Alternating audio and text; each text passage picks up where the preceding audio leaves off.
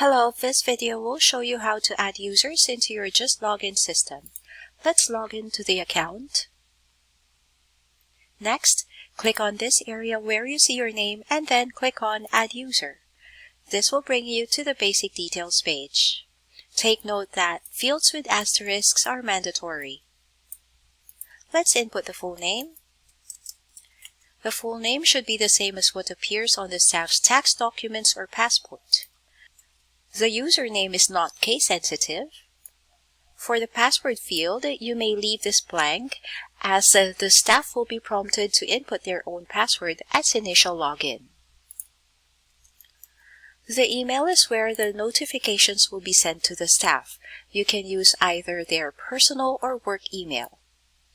The employee ID field is not mandatory and you can put this in at a later time. For the department, you can choose from the drop-down menu, and if, for example, the department is not yet created, you can click on the Add Department link.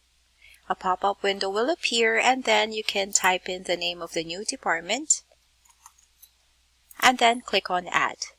Once you do so, you'll be able to click on the correct department and assign to the newly added staff.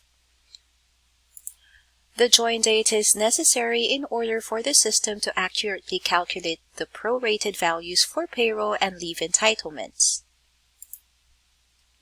At the bottom of your screen, you will see employee roles.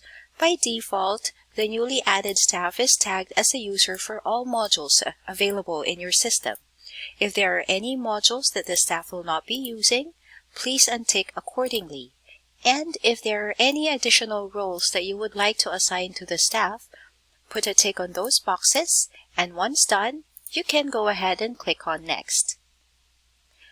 Thank you for watching this video, and please watch the next video on how to input the leave details of the newly added staff.